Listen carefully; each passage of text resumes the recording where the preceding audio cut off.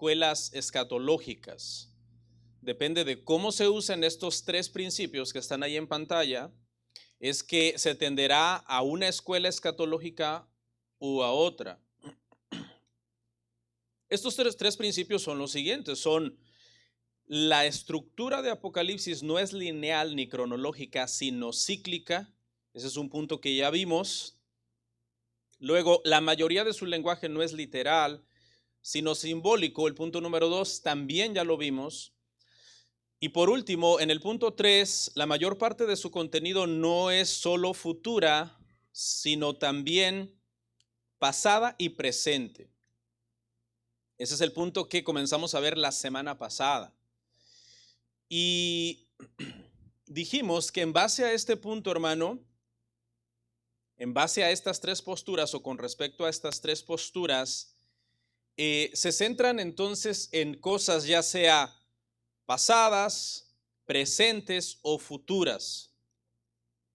La aproximación correcta de estas posturas, hermano, que vamos a ver, es la última, porque las cuatro escuelas de interpretación serían las siguientes. Sería, número 1, el preterismo, que vimos la semana pasada. Pónganme la que sigue, hermanos. Número 2, el futurismo, que vamos a ver el día de hoy, primero Dios. Número 3, historicismo. Y número 4, la escuela idealista de interpretación. No sé si se recuerdan, pero la semana pasada comenzamos este tercer punto y vimos vimos el preterismo. Vamos a hacer una especie de repaso así breve sobre qué estuvimos hablando del preterismo. Dijimos, número 1, dimos una definición y 4 objeciones a esta postura. En su definición dijimos que el preterismo considera como cumplidas en el primer siglo después de Cristo la mayor parte de las profecías sobre la tribulación, el anticristo y la apostasía. ¿Ok? En pocas palabras, eso es el preterismo. La comprensión preterista, entonces, de la profecía bíblica, ve las predicciones de Cristo, especialmente las del Sermón de los Olivos o el Monte de los Olivos, el Sermón del Monte de los Olivos en Mateo 24 y Marcos 13, como una referencia a la destrucción de Jerusalén y del templo, algo que sucedió en el año 70 de nuestra era. Esto, al final, yo les voy a decir que esta parte de la interpretación del preterismo es verdad. ¿Ok? Nosotros también creemos, entendiendo esa parte del preterismo, que el sermón del Monte de los Olivos, donde se habló de la destrucción del templo, sí se cumplió en el año 70. Hay otras cosas del preterismo, dijimos, con las que no estamos de acuerdo, porque si el preterismo dice que todo Apocalipsis ya sucedió, entonces no nos cuadra con el tema de que nosotros estamos esperando el regreso del Señor y el juicio final, la resurrección final, etc. ¿Ok? Entonces, pero el preterismo argumenta mucho al tema de que prácticamente todo sucedió en el año 70 o antes del año 70, y la gran persecución prácticamente de la que habla Apocalipsis, ellos lo entienden como que fue entonces la persecución de Nerón en contra de la iglesia. A grandes rasgos vimos entonces esta definición y estos breves conceptos. Pero también vimos 4 objeciones, hermano, al preterismo. Dijimos como primera objeción que cuando nosotros leemos el libro de Apocalipsis, nosotros encontramos un orden progresivo de eventos. ¿Ok? Cosas y predicciones que acaban con una culminación, con un clímax final, y ese clímax final está llevado a cabo por la venida del Señor y el juicio final. ¿Ok? Entonces esta es una primera objeción. No nos cuadra que todo ya se haya cumplido cuando al leer el libro encontramos progreso y vemos cosas que todavía no han sucedido. La segunda objeción al preterismo tiene que ver con que si nosotros asumimos esta postura radicalmente, pareciera entonces que Apocalipsis tiene una importancia primordial solamente para sus destinatarios originales. Es decir, la importancia primordial es para ellos, y para los demás que estamos leyendo el libro pareciera que entonces queda como una importancia secundaria, porque ya se cumplió, ya solamente lo estaríamos leyendo entonces como algo histórico que sucedió pero que no aplica a nosotros. En la tercera objeción dijimos que los preteristas, cuando leen Apocalipsis 13:18 e interpretan que esa bestia es Nerón, lo tienen que hacer basados ahí con un malabarismo que hacen de poner el nombre en hebreo, para que a través de la numerología o la gematría judía puedan hacer decir entonces ese pasaje, el 666, que es Nerón. El detalle, dijimos hermanos, que esto no se puede hacer porque el libro del Apocalipsis fue escrito en griego. Y por último, la cuarta objeción a esta postura es que dijimos que cuando nosotros leemos los destinatarios originales de las 7 cartas, cuando el Señor se está dirigiendo a ellos, todo parece indicar, la primera impresión que uno obtiene al leer estas porciones es que el apóstol Juan no se está dirigiendo a cristianos de primera generación. Más bien pareciera que se está dirigiendo a cristianos de segunda generación o de tercera generación que espiritualmente están aflojando el ritmo en su vida espiritual. Es muy probable entonces que Apocalipsis se haya escrito después del 70 para poderse dirigir entonces a cristianos de segunda o tercera generación, porque si se hubiera escrito antes del 70 se estaría dirigiendo a los primeros cristianos, puntualmente los de Éfeso, que en la primera generación no es que habían perdido su primer amor, no es que habían dejado su primer amor. Habían otros problemas dentro de la iglesia, como es normal, todas las iglesias tienen problemas, pero no era ese el problema. Sin embargo, cuando vemos al apóstol Juan escribiéndole a la iglesia de Éfeso, de las 7 iglesias de Asia Menor, pareciera que sí está abordando el tema de una iglesia de segunda o tercera generación que han pasado ya por una especie de dedicarse muchísimo a la obra de Dios y descuidar su vida espiritual. Estar sirviendo y metidos completamente en la obra, como dice el dicho por ahí, ¿no? El dicho famosísimo y muy sabio dice que mucha gente se ocupa tanto de la obra del Señor que se olvida del Señor de la obra, ¿no? Es una realidad. Mucha gente a veces ya está mecánicamente en la iglesia haciendo las cosas y tiene meses o años que no ora, no lee la Biblia. Están muertos en el sentido, por lo menos en el sentido, muertos en el sentido de que no están llevando una vida devocional activa. ¿Ok? Activa. Entonces, dijimos, hermanos, que lo ideal sería adoptar una postura parcialmente o moderadamente preterista. Hay dos escuelas dentro del preterismo. Yo ya no me quise meter mucho ahí porque ya sería irme por otra rama a hacer muy largo el tema. Pero tanto el preterismo como el futurismo tienen dos escuelas. El preterismo moderado, el preterismo parcial. Está bien, no tiene un problema, porque de hecho nosotros creemos ciertas cosas del preterismo moderado o parcial. Como que el sermón del Monte de los Olivos se cumplió en el año 70, eso lo creemos. Amén.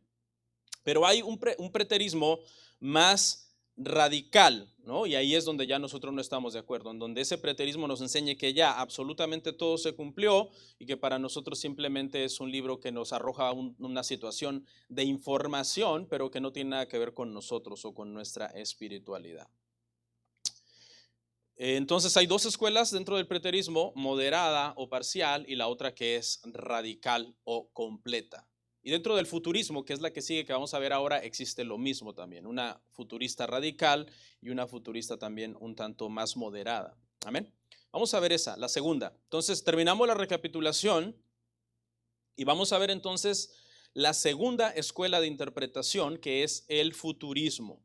Vamos a comenzar por dar una definición.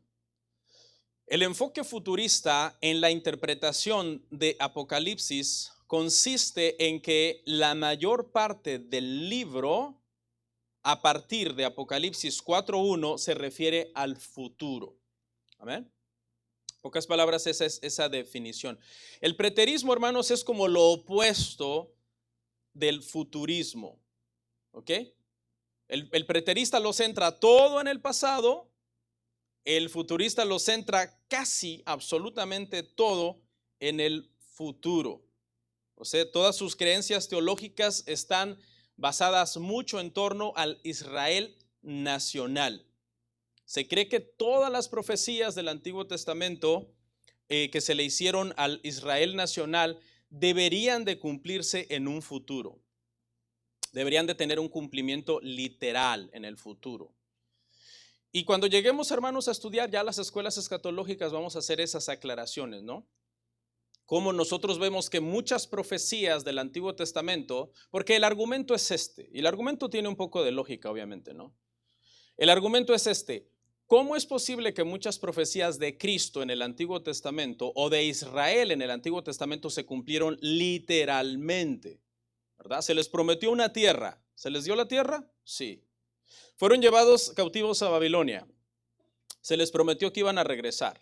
¿Regresaron? Sí. Entonces, basado en todas esas promesas que Dios les hizo en el Antiguo Testamento, que se cumplieron literalmente, ellos dicen, hay muchas promesas todavía hacia Israel que no se han cumplido literalmente y deberían de cumplirse un día. Basado en eso, entonces, los judíos, que también tienen esta creencia, creen que en un futuro va a existir literalmente un reinado de 1000 años donde los judíos van a reinar, donde prácticamente se va a restaurar otra vez el culto, los sacrificios, y para eso se necesita un templo, etcétera, todo eso. Pero cuando lleguemos a las escuelas de interpretación, escatológicas, ahí vamos a ver cómo todas esas promesas que el futurista está esperando que se cumplan literalmente en Israel, nosotros las vemos como entendidas ya en Cristo, que es el verdadero Israel. Cristo es el verdadero israelita en el cual se cumplen todas esas promesas. Y lo vamos a ver con citas bíblicas. Ahorita me estoy adelantando un poco, pero solamente estoy contando esto para que tengamos entonces un poco más de entendimiento. ¿Por dónde va el futurismo? ¿Por qué hace tanto énfasis en el tema de que hay promesas literales hechas a Israel en el Antiguo Testamento que se deberían de cumplir en un futuro, y tienen esa tendencia siempre a estar mirando a Israel, el estado moderno actual de Israel, que nosotros entendemos que no es el pueblo de Dios?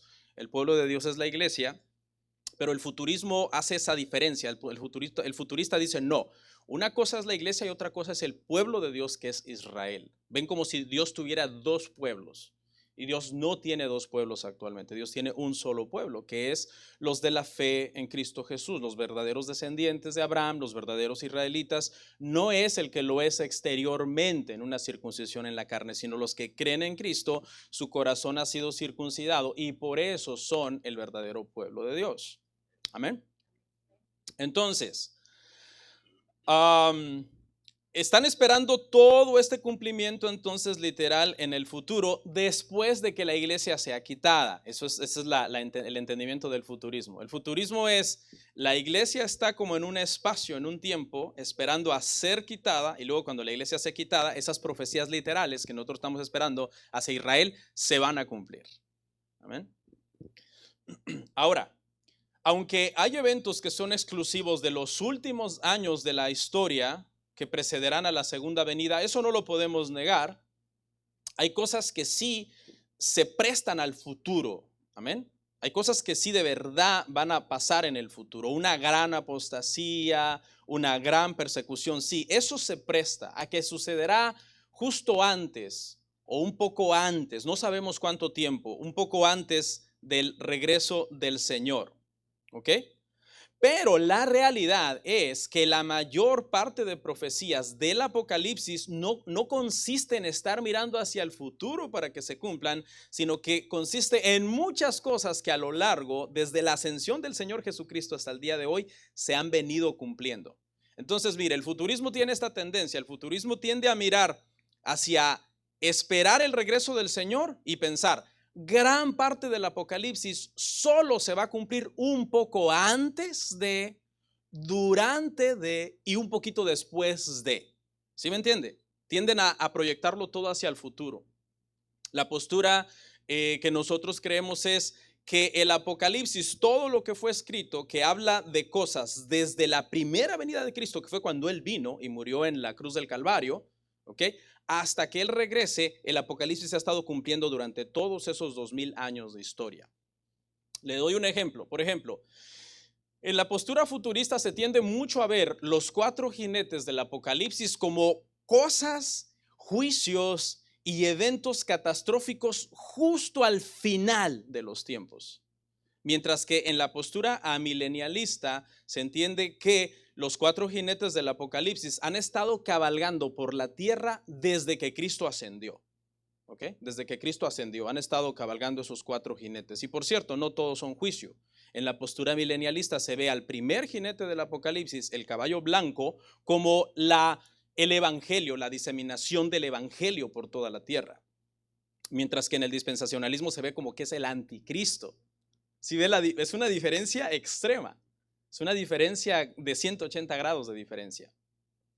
Entonces, dentro de la postura escatológica milenialista se entiende que ese caballo blanco, el primer caballo de los 4, ha estado cabalgando sobre la tierra desde que Cristo ascendió, porque desde que Cristo ascendió se ha estado predicando el evangelio por toda la tierra. ¿Sí? Entonces, no es un caballo que nosotros estamos esperando desde una postura futurista que es de juicio y que apenas va a comenzar a cabalgar al final de los tiempos. Obviamente para eso necesitaríamos ir a esos pasajes y hacer una exégesis del pasaje para que vean por qué ese caballo blanco es el evangelio. Pero eso ni siquiera lo vamos a ver en esta clase, hermanos, porque esto es una introducción y eso lo vamos a ver cuando veamos Apocalipsis. Porque también no sé cuánto quiero alargar más este tema. Cuando entremos a las escuelas escatológicas y ya veamos esto, creo que va a ser suficiente para que nos quede un poco más claro. Entonces, quienes proponen el futurismo insisten en que estas profecías, decía yo, apenas y se van a cumplir al final de los tiempos, mientras que nosotros vemos entonces que todas las páginas del Apocalipsis apuntan a cosas que han estado sucediendo desde el principio hasta el final. Vamos a ver 2 objeciones a la postura futurista, ¿no? Aunque yo ya estuve comentando varias aquí, así por encimita. Pero la primera objeción es que hace que todos los capítulos de Apocalipsis, excepto los primeros 3, no tengan nada que decir a la iglesia contemporánea. ¿Ok? Porque si nosotros creemos que en la iglesia contemporánea, ahorita, no aplica entonces lo que de Apocalipsis 4:1 en adelante no aplica a nosotros, entonces, ¿qué es lo único que nos queda? Apocalipsis del 1 al 3. Sería lo único que nos queda a nosotros como relevante. Y lo demás sería algo irrelevante, porque si el Señor tardara 300 años en venir, entonces, ¿qué pasaría? Nosotros sería irrelevante completamente eso. ¿Ok? El futurismo, hermanos, tiende a tener entonces esta obsesión por estar especulando constantemente.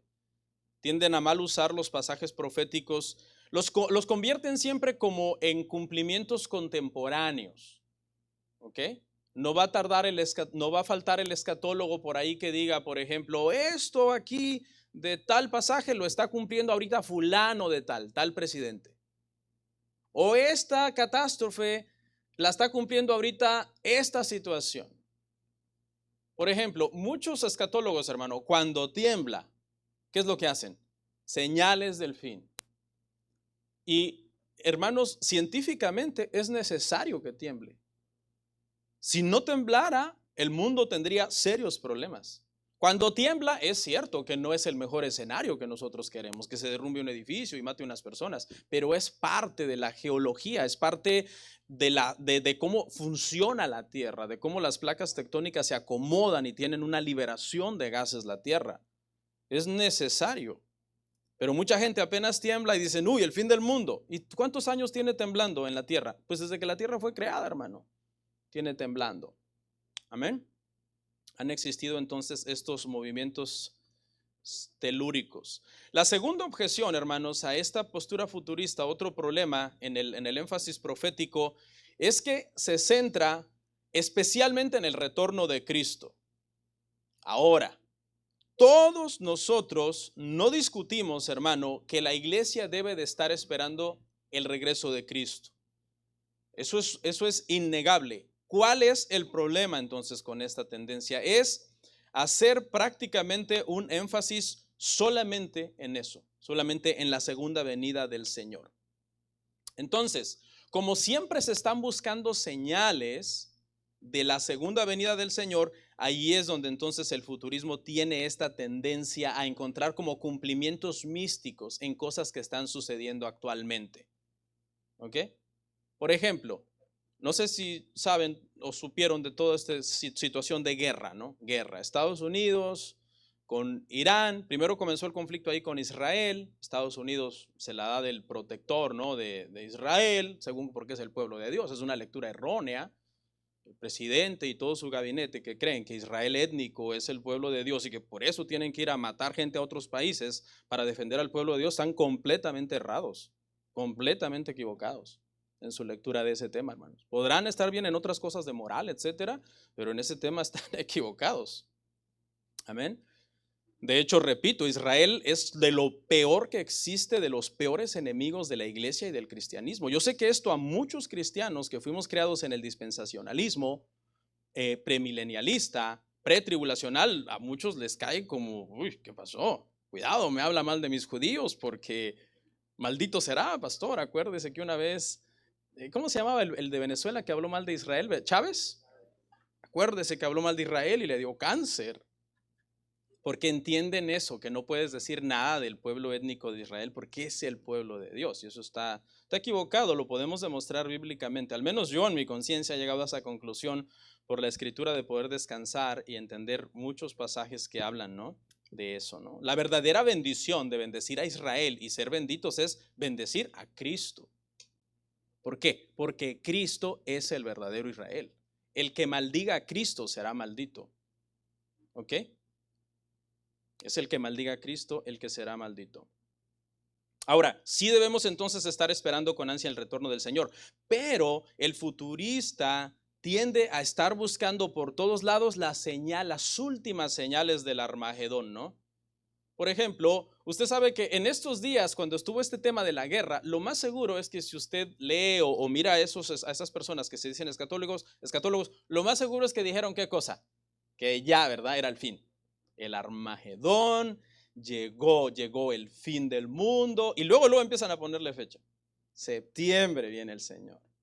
De este año, septiembre, viene el Señor. Pues, y te empiezan a buscar a Irán en la Biblia, quienes Irán en la Biblia, los sirios y el conflicto que siempre ha existido entre Israel e Irán y porque eso es señal de que es el tiempo del fin. Lo que le llama a Miller escatomaníacos, ¿no? Personas que están constantemente buscando señales. ¿Cuántos fueron enseñados en esta postura, hermanos? Yo fui enseñado en esta postura. Sí, no tenga miedo de levantar su mano. Yo fui enseñado en esta postura, hermano. Y la defendí, hermano, como usted no sabe. Claro, me faltaba mucho comprender más el tema, estudiar más el tema, leer la Biblia con una interpretación, con un método de lectura correcto, que es lo que estamos haciendo ahora, ¿no? Usando estos tres principios de cómo leer Apocalipsis. Si usamos estos tres principios de cómo leer Apocalipsis, vamos a llegar a una interpretación correcta de estos pasajes, hermano. Yo no sé, los dispensacionales deben de estar confundidos, ¿no? Porque ¿qué pasó? ¿Y la guerra? Yo siempre le he dicho a las personas cuando me dicen, pastor, fíjese que tengo familia muy dispensacional y ya me dijeron que viene el Señor el próximo marzo, ¿qué hacemos? Yo le digo, simplemente espere, ya va a ver que no va a pasar nada. Y sí, dicho y hecho, ya se acabó la guerra. Más bien Trump por ahí como que medio se enojó con Israel, ¿verdad? No sé si se acuerdan un videoclip que anduvo por ahí, que estoy enojado con Israel. No sé para qué hicieron eso, ¿no? Ojalá y se dé cuenta el presidente que Israel no es el pueblo de Dios y deje de andar haciendo guerras en otros países donde se mata gente inocente. Que por cierto, en esos países un montón de cristianos. Por ejemplo, si vemos a Israel, que es un país anticristiano, pero obviamente sí hay cristianos en Israel también. Hay iglesias en Israel también, pero en general es un país anticristiano. Vaya a evangelizar a Israel a ver cómo le va. Ahí sí lo matan como a Esteban, ¿eh? Y queremos que vayan e invadan a otra nación, como Irán, por ejemplo, porque decimos, yo defiendo a Israel, que es el pueblo de Dios, cuando en Irán hay un montón de cristianos, más cristianos que en Israel. Si ve entonces cómo no tiene sentido, queremos que vayan y bombardeen una iglesia de nuestros hermanos, cuando ellos sí son el verdadero pueblo de Dios, y no los israelitas que los andan matando. ¿Ya fue mucho para ustedes? Vamos a ver si nos da tiempo de ver la tercera entonces, el historicismo. El historicismo.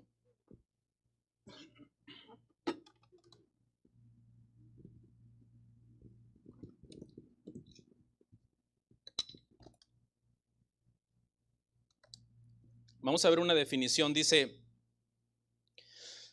algunos teólogos antiguos interpretaron Apocalipsis con una postura historicista, es decir, veían cada sección de Apocalipsis como una sección de la historia de la iglesia. Así, por ejemplo, la iglesia de Éfeso representaba a la primera iglesia y la iglesia de Laodicea representaría a la última iglesia antes de la segunda venida. ¿Ok? Yo me acuerdo cuando yo enseñé esto, porque yo creía esto, que cuando tú llegas entonces ahí a Apocalipsis 12 y 3 y encuentras ¿verdad? Los pasajes de las 7 iglesias, entonces la postura historicista, yo era una mezcla, ¿no?, de futurismo y todo lo que me tirara, venga. Porque así es uno, hermano, lamentablemente cuando no tienes un estudio sistemático, ¿no? Oyes algo y dices, esto es así, oyes aquí, esto es así, y le tiras a todo y no le pegas a nada. Pero en su momento yo también enseñé esto, ¿no? Que la iglesia de Éfeso representa entonces un periodo de la iglesia, el periodo apostólico, y que luego la iglesia que sigue, Esmirna, representa la iglesia perseguida, y se divide entonces la historia de la iglesia desde la ascensión de Cristo hasta el regreso de Cristo, como en esos 7 periodos de historia que cada una de las 7 iglesias lo representa. Entonces, por ejemplo, Éfeso representaría a la primera iglesia. La Odisea representaría entonces a la última iglesia. ¿Por qué? Porque la Odisea, cuando vamos a Apocalipsis, es una iglesia ¿qué? Es una iglesia apóstata. Y siempre dentro de ciertas líneas escatológicas que tienden como a ver que la iglesia prácticamente caerá en una apostasía casi total, muchos lo alcanzan a asumir así al final. Entonces la Odisea, desde ese punto de vista, representa a la última iglesia. ¿Qué es lo más correcto? Lo más correcto es entender, hermanos, que siempre han existido iglesias desde que Cristo fundó la iglesia en todas las épocas que tienen las características de una o más iglesias del Apocalipsis. Amén. Es decir, cuando el Señor venga va a haber iglesias apóstatas, pero también va a haber iglesias de sana doctrina. Como desde el principio hubo iglesias de sana doctrina y hubo iglesias apóstatas también. ¿Ok? Entonces, el problema de la manera historicista, hermanos, de leer Apocalipsis es que los eventos tendrían que ser cronológicos. ¿Sí? Cronológicos, porque entonces esta etapa de la historia de la iglesia de Éfeso no aplicaría a la siguiente sección, al siguiente periodo, y así sucesivamente. Entonces tendrías que leer cronológicamente cada sección de esa historia. Pero una de las cosas que hemos aprendido en esta clase, hermanos, es que Apocalipsis no es cronológico. Dijimos que Apocalipsis es cíclico. Es decir, podemos encontrar en cada uno de los números de las visiones las mismas cosas que están sucediendo en cada ciclo. Me parece que citamos Daniel como ejemplo, ¿no? En el tema de las visiones de Babilonia, que simplemente es la misma visión con un poco más de información, con un poco más de detalles, pero que se está refiriendo a Babilonia y a los demás imperios del mundo. Si cada nueva revelación sobre Babilonia tienes que interpretarla una vez más de cero, como diciendo, este imperio en este pasaje es Babilonia, pero aquí a saber cuál será, entonces, ¿qué vas a tener que hacer? Vas a tener que ponerte a inventar. Y ese sistema entonces, hermanos, cronológico, de ver las cosas como si fueran cronológicas, te va a llevar al error. Es mejor verlas simplemente como cíclicas, entonces. Apocalipsis, según el enfoque histórico continuo, ofrece un resumen conciso entonces de la historia de la iglesia desde Pentecostés hasta su consumación. Se hace una mezcla y se hacen como lecturas geopolíticas del momento que se está viviendo para poder entonces aplicar esa situación y decir, esto está aquí en Apocalipsis, aquí está esto. Lo que está pasando ahorita está aquí, mira, en este pasaje. Ahora, sí es cierto que muchas cosas que están pasando en el mundo están en el Apocalipsis, sí, porque ya dijimos que el primer jinete del Apocalipsis ha estado cabalgando por 2000 años todo el mundo, llevando el evangelio. El problema es cuando se quiere ser como específico en asuntos geopolíticos. Por ejemplo, bajo esta postura se han cometido errores en el pasado. En la Edad Media, por ejemplo, se llegó a creer que la bestia del Apocalipsis era el Islam.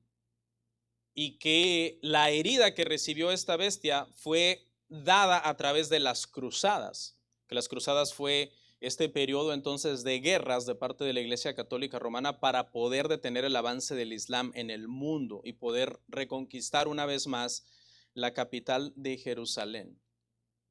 Y así, por ejemplo, históricamente los que se ciñen a esta postura en su momento han dicho, y esto es algo que todos podemos caer en este error, todos podemos caer en este error. De hecho, los mismos reformadores en su momento pensaron, es el fin del mundo y el Papa es el anticristo. O sea, uno puede tener un historicista dentro de uno, como diciendo, esto que está pasando está en Apocalipsis en este pasaje.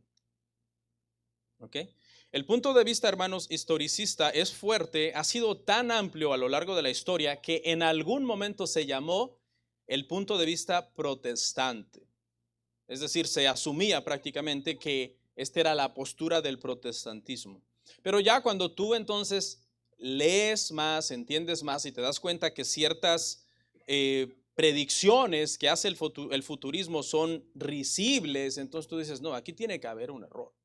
Porque no se puede estar diciendo desde el siglo XVI que el Papa León X era el anticristo y siempre no era.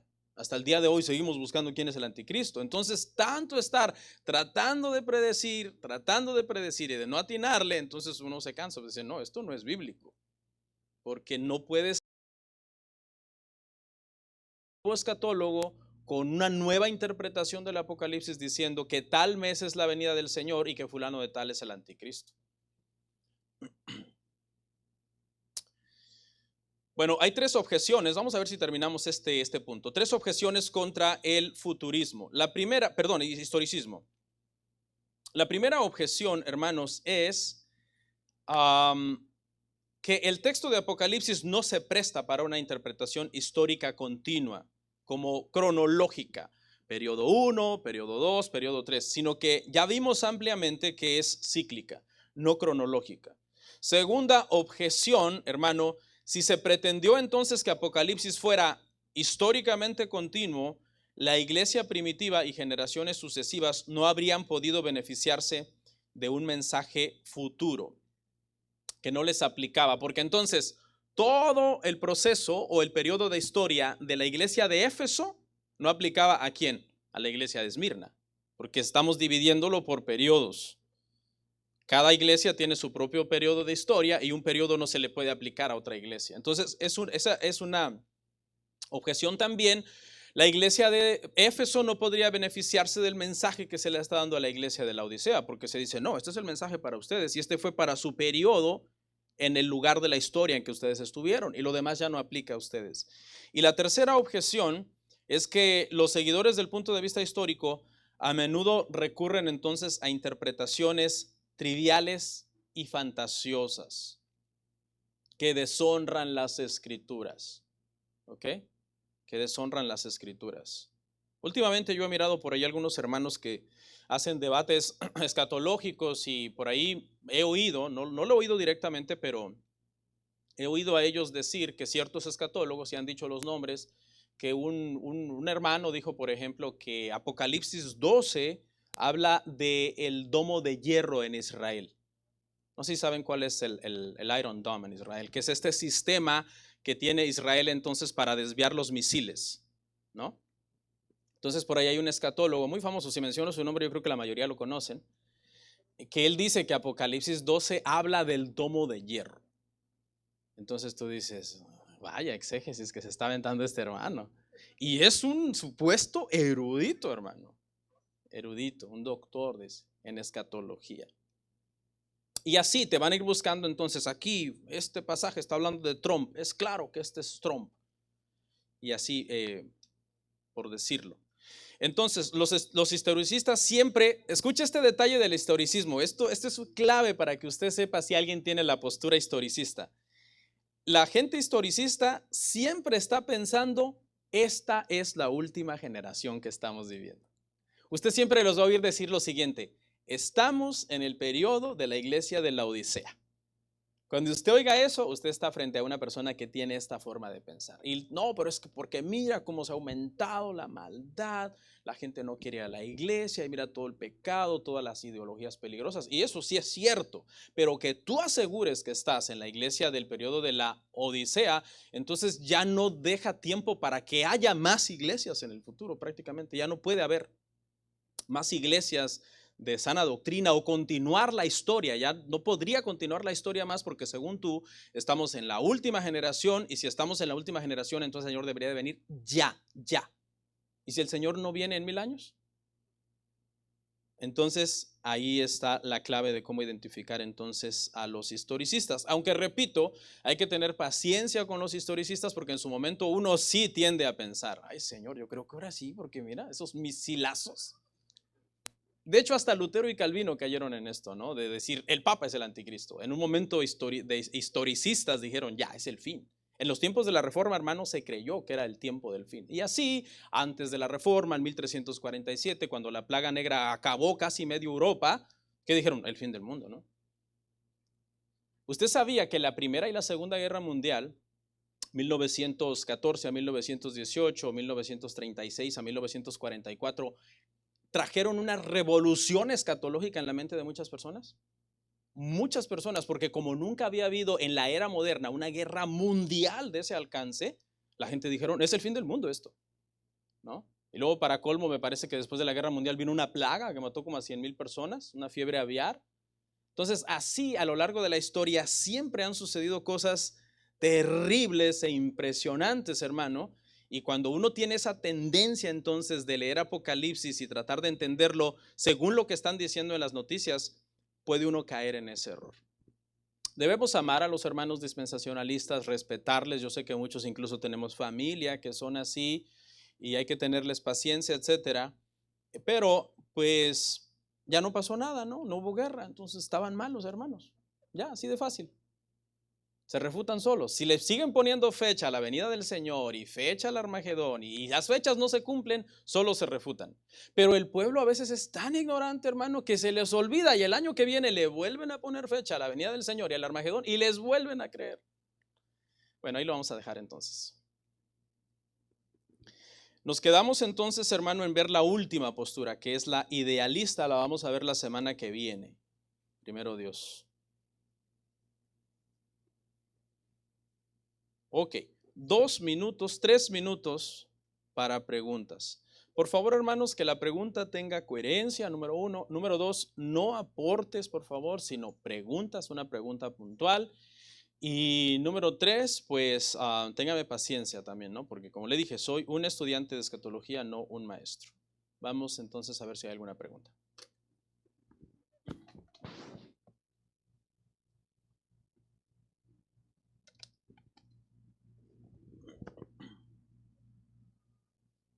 No. Wow. Bueno, vamos a orar. Muchas gracias, Señor, por este tiempo. Te damos la gloria, la honra a ti. Ayúdanos, Señor, para hacer tu voluntad. Danos sabiduría en estos temas que son difíciles, no solamente en el sentido de entenderlos, sino incluso de desechar malos entendimientos que hemos tenido de estos temas. Entonces, a veces somos muy emocionales y apegados emocionalmente a una cierta escuela teológica, pero te ruego, Señor, que pues las intenciones de nuestro corazón sean escudriñadas por tu palabra, seamos guiados por tu Espíritu Santo y podamos, Señor, hacer tu voluntad. Bendice la reunión que tenemos a continuación. Glorifícate en todo lo que vamos a hacer. Te lo pedimos en el nombre de Jesús. Amén. Amén, hermano.